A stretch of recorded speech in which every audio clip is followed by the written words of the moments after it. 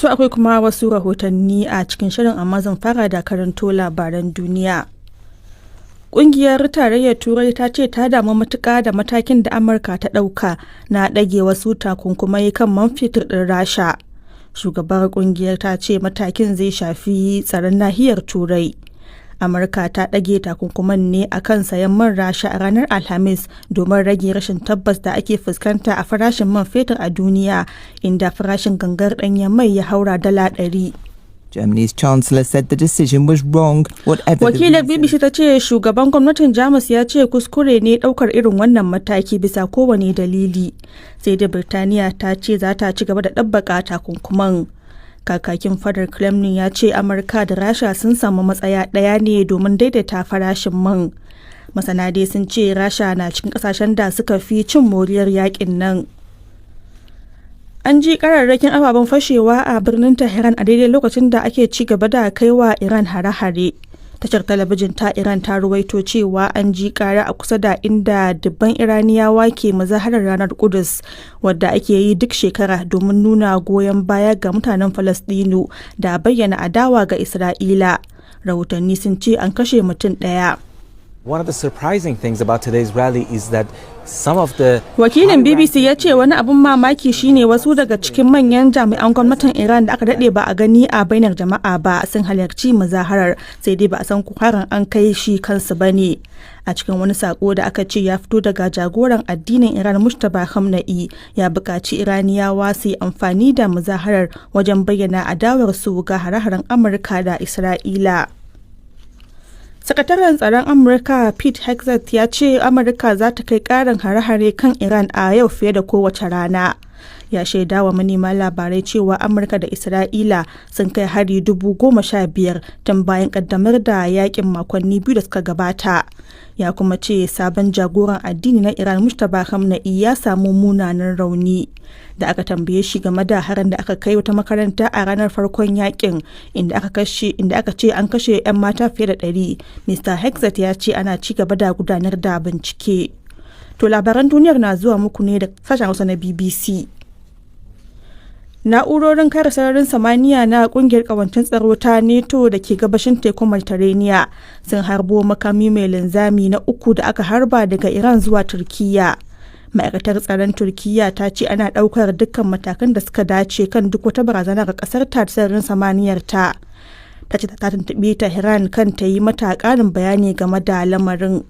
Tun da farko dai an samu rahotannin ƙaran jiniya a sansanin sojin sama na Incirlik da ke kudancin Turkiyya, wata muhimmiyar cibiyar tsaro ta NATO inda aka jibge wasu dakarun Amurka. Ma'aikatar tsaron Saudiya ta ce ta kakkaɓo wasu jiragen sama marasa matuƙa kusan 25 da aka harba yankunan da dama na ƙasar, ciki har da birnin Riyadh. An kuma kai hare-hare cikin dare a sauran ƙasashen Gulf da ke makwabtaka da Iran. Sakatare janar na Majalisar Ɗinkin Duniya Antonio Guterres ya isa ƙasar Lebanon yayin da Isra'ila ke kai ƙarin hare-hare ta sama a can. Mr. Guterres ya ce ya kai ziyarar ne domin nuna goyon bayansa ga ƙasar, inda ya ce an janyo al'ummar Lebanon cikin yakin ne ba tare da sardansu ba. Kusan mutum 700 aka kashe a ƙasar zuwa yanzu.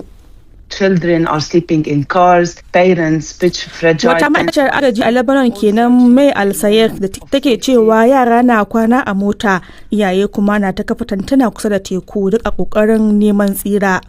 Har ila yau a yau Juma'a sojojin Isra'ila sun ce sun kai hari kan wata gada a kudancin Lebanon, karin farko da ta amince da kai hari kan ababen more rayuwa na fararen hula. Dokokin ƙasa dai sun haramta irin wannan harin. An kuma kai hari kan wasu yankunan Beirut.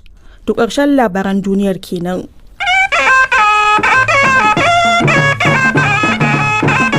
To yanzu kuma sai rahotanni kamar yadda kuka ji a cikin labaran duniya.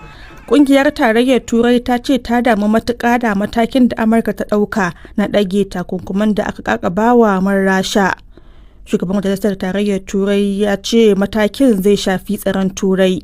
Ga rahoton Ibrahim Yusuf Muhammad. Shugaban gwamnatin Jamus Friedrich Merz ya ce babu wani dalili da za a gabatar da zai zama hujjan daukar wannan matakin. Da yammacin jiya Alhamis ne dai Washington ta bada izinin sayar da man kasar Rasha da aka kakabawa takunkumi a wani yunkuri na magance hauhawar farashin danyen mai a kasuwannin duniya wanda ya tsaya akan sama da $100 kowace ganga. Kakakin fadar Kremlin ya ce muradun Amurka da Rasha sun zo daidai na buƙatar daidaita farashin mai a duniya. Masana dai sun ce Rasha na ɗaya daga cikin ƙasashen da ke cin moriyar rikicin da ke faruwa a yankin gabas da tsakiya a halin yanzu. To halin da ake ciki kuma rundunar sojin Amurka ta ce ta gano gawakin 4 daga cikin ma'aikatan jirgi su 6 da ke cikin wani jirgin sama mai dakon mai da ya faɗo a yankin yammacin Iraki a jiya Alhamis. Ana ci gaba da neman sauran ma'aikatan jirgin guda 2. Rundunar sojin Amurka dai ta ce har yanzu ana ci gaba da gudanar da bincike kan musabbabin hatsarin jirgin. A cewar rundunar jirgi na biyu da ke tare da wanda ya faɗin ya kammala aikinsa lami lafiya. Hatsarin da ya auku ne a wani yanki da ke yammacin ƙasar Iraki inda mayakan sa kai masu goyon bayan Iran ke gudanar da ayyukansu. Rundunar sojin Iran ta yi kirarin cewa wata ƙungiyar 'yan Iraki ne da take kawance da ita ta kai wa jirgin hari da makami mai linzami, lamarin da ya sanadiyar mutuwar duk waɗanda ke cikinsa. So a gaishe da Ibrahim Yusuf Muhammad da wannan rahoto. To idan muka je Najeriya a jihar Kano mabiya mazhabar Shi'a na gudanar da zanga-zangar lumana ta ranar Kudus ta duniya domin bayyana rashin jin daɗin su da mamaye Gaza daga ƙayyamar tekun Jordan. A kowace ranar Juma'a ta ƙarshen watan Ramadan ita ce ranar Kudus ta duniya inda magoya bayan Falastinu ke gudanar da zanga-zangar lumana ko kuma muzaharar nuna adawa da ƙasashen Amurka da Isra'ila a sassan duniya. To kai tsaye daga Kano ina tare da abokin aiki Zahraddin Lawan daga wurin da ake wannan muzahara. Zahraddin kana tare da mu? Me kace? Zahraddin kuma ya karin bayani game da wannan rana? Zahraddin.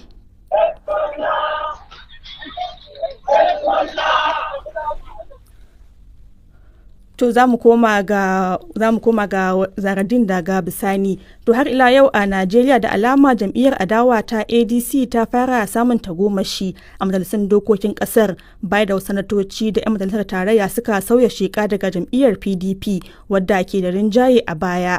Tana jam'iyyar ADC wadda a yanzu ita ce jam'iyyar adawar da ta fi yawan 'yan majalisa baya ga jam'iyyar APC mai mulki ta fara kiraye-kirayen a bata jagorancin marasa rinjaye majalisar dattawan. Ga rahoton Muslim Muhammad Yusuf. A yanzu haka dai sanatoci 9 ne suka sanar da komawarsu jam'iyyar ADC daga ABGA da LP da kuma PDP, wadda a baya ita ce ke da rinjayen 'yan adawa a majalisar inda yanzu haka take da sanatoci 7 kacal. 'Yan majalisar da suka sanarwa shugaban majalisar dattawan kasar sauya shekar tasu daga PDP sun hada da Aminu Waziri Tambuwal daga jihar Sokoto, da Binos Dauda Yar'adua daga Adamawa, da Lawal Adamu Usman daga jihar Kaduna, da kuma Muhammad Ogoshi Onawo daga jihar Nasarawa, sai kuma Augustine Akobundu daga jihar Abia. Akwai kuma Victor Ume da Ina Abaribe dukkansu daga jam'iyyar Abga a jihar Anambra, sai kuma Tony Nwoye na jam'iyyar Labour daga jihar Anambra, da kuma Ireti Kingibe ta jam'iyyar LP daga birnin tarayya Abuja. Wannan lamari dai ya sa jam'iyyar ta ADC ta fara hankoron ganin an mika mata shugabancin marasa rinjaye na majalisar dattawan kamar yadda doka ta tsara. Faisal Kabir shine mai magana da yawun jam'iyyar ta ADC. Kamar yanzu a majalisa dai ba ta dattijai babu wanda ya kai yawan 'yan majalisa na jam'iyyar ADC yawa, wanda hakan zai ba su dama na samun shugabanci na shugaban marasa rinjaye na majalisa, wanda daga haka ne za a samu damar kalubalantar gwamnati wanda a baya aka rasa haka. Jam'iyyar ai abin guda biyu ne a Najeriya yanzu, ko ka je ADC wajen talaka ko kuma ka tafi APC wajen gwamnati ka karɓi kuɗi. Ba su cimma burin mu, ba su cimma burin 'yan Najeriya, kuma dubban su za su karu, domin ina mai tabbatar maka cewa a 2027 shugabancin majalisa ma bai dawo karkashin jam'iyyar ADC. Masana harkokin siyasa dai yana ganin ba karamar koma baya bace ga jam'iyyar PDP a daidai lokacin da ake tunkarar zaɓukan 2027. Dr. Ibrahim Babasha tambaya na sashen nazarin kimiyyar siyasa a Jami'ar Usman Danfodiyo da ke Sokoto. Ya ce wannan sauyin sheka zai ɗora ADC a wani matsayi a siyasar ƙasar. Wannan abu ne wanda zai nuna ma ita jam'iyyar APC da shugabancinta da kuma gwamnati mai ci a mataki na ƙasa cewa duk dubarun da ta fito da su, duk salelen ta fito da su na ganin cewa ta mai da ƙasa jam'iyya ɗaya sak abu ne wanda zai wuya. A jam'iyyar PDP ta zamanto cewa wani jirgin ruwa ne wanda ya riga ya barke, wanda ruwa suna shiga suna tururi cikin wannan jirgin. Saboda haka duk wani dan siyasa mai hangen nesa wanda ke cikin wannan jam'iyya dole ne ya yi maza ya nemi wani madafa wanda zai iya rikewa. Saboda haka wannan sauyi da aka samu na 'yan majalisu suka koma ADC zai karfafa ADC kuma zai sa ta a wani mataki wanda za ta iya mai gurbin PDP kuma ta yi fiye da yadda PDP ta yi. Wannan sauyin sheka dai ba iya majalisar dattawan kasar kawai ya tsaya ba, domin ko a makon nan an samu wasikar 'yan majalisar tarayya 12 da suka koma jam'iyyar ADC da APC mai mulki, inda kowaccensu ta samu 6-6. Har yanzu dai jam'iyyar PDP bata mayar da martani kan ikirarin 'yan majalisar game da sauya shekarar tasu ba, da suka ce sun yi ne saboda rikice-rikicen shugabanci da rashin alƙibla da suka dabaibaye jam'iyyar. Muslim Muhammad Yusuf, BBC Hausa a Abuja, Najeriya. To yanzu kuma ga wata sanarwa. Ra'ayi riga kowa da irin tasa.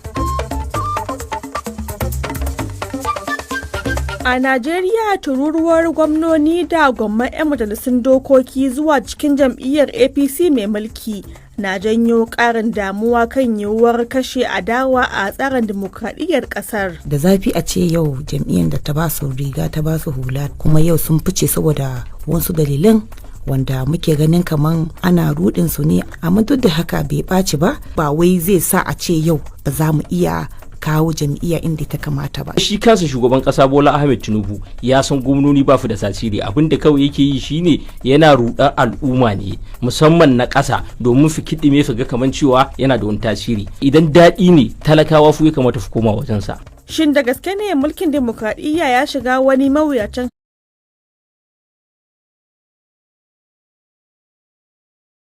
hali na rashin bangaren adawa mai tasiri a Najeriya? Menene illar hakan? Ko ina mafita? Waɗannan na cikin batutuwan za mu tattauna a filinmu na ra'ayi riga na wannan mako wanda aka riga aka naɗa. To sai ku kasance da mu idan an jima a yau da karfe 8:30 na dare a kogon Najeriya da Nijar, inda za mu gabatar muku da wannan shirin. To bari mu sake komawa jihar Kano ga abokin aiki Zaradin Lawan wanda kai tsaye yake wurin da ake muzaharar ranar Kudus ta duniya. Zaradin, kana tare da mu? Ina tare da ku. To menene karin bayani game da wannan rana? To a yanzu haka dai bayan an dan gabatar da wani kwarekwaren jawabi a cikin masallacin waje wato masallacin fage, an fara wannan tattaki wadda tuni yayi nisa, an baro wafa an kuma dungumo an shigo cikin gari. Inda ake kan titin Ibrahim Tayo yanzu haka, kuma ɗaruruwan su mabiya shi'a ɗin ne suke rike da tutoci suke rera waƙoƙi na sakarwa Falastinawa mara. Ga kuma ƙarin bayanin da wani jami'i a cikin su waɗanda suka shirya wannan ranar Kudus ya min. Sunana Imam Yaqub Kurna. Alhamdulillah, ita wannan rana ɗin rana ce wacce aka kira ta da rana ta raunana. Wato ranar da ake jimami na abubuwan da suke faruwa a ƙasar Falastin na diran musu da Isra'ila ta yi tsawon lokaci, tana kisan su maza da mata da ƙananan yara da ruguza musu gidaje da abin da ya shafi guraren ibada da abin da ya kama da haka, wanda Imamu Khomeini rahimahullah ya assasa wannan rana din ta zamanto duk Juma'a ta ƙarshen watan Ramadan al'ummar musulmi sukan fito su taya wannan 'yan uwana mu raunana jimami da halin da suke ciki. To Zaraddin, a Kano waɗanne abubuwa ake yi baya ga zanga-zangar lumanar? To abubuwan da ake yi suna da yawa. Yanzu haka dai ana yin babban ƙololuwa na wannan rana wato tattaki, inda kuma maza da mata suka yi layi-layi, aka yi sahu-sahu, kowannen su yana riƙe da tuta ta Falastinu da kuma tutar Iran inda suke wannan tattaki. Amma domin jin ƙarin wasu daga cikin abubuwan da suke yi ɗin ga abin da wannan jami'i ce. Sunana Ahmad Tijjani Usman. Insha Allah tattakin zai kasance ne daga nan masallaci kamar da na faɗa har zuwa gwargwadon masha Allah gwargwadon abin da aka samu aka tattaka, daga nan kuma insha Allah za a yi bayani na makasurin haduwa din da kuma ainihin addu'a sannan kowa a sallame shi insha. Kamar yayin da ake wannan tattaki, ya su mabiya mazhabar Shi'a suke ɗabi'antuwa? Lalle suna ɗabi'antuwa ne da ainihin ɗabi'o'i masu kyawun gaske, musamman ma irin ainihin tsarin da wannan makaranta ta koyar na ɗabi'o'i na addini na musulunci. Wato ba haɗuwa ne wanda yake ana tafiya ya kasance ko ana abin da ya kasance ya fita daga ainihin tsari ko kuma ainihin ka'ida ta shari'a ba. To Zaraddin, ya yawan jama'ar da suka fito da kuma batun tsaro? To akwai tsaro sosai, akwai jami'an 'yan sanda da sojoji, sannan ɗimbin waɗannan mabiya shi'a ne suka fito rike da tutoci suna wannan tattaki. Kuma har yanzu saboda yanayin tsaro kamar da nake jin bayani daga hannunsu, shi ne ba su faɗi takamaimai ina da ina za su bi ba ko ina ne ƙarshen inda za a yi wannan tattaki.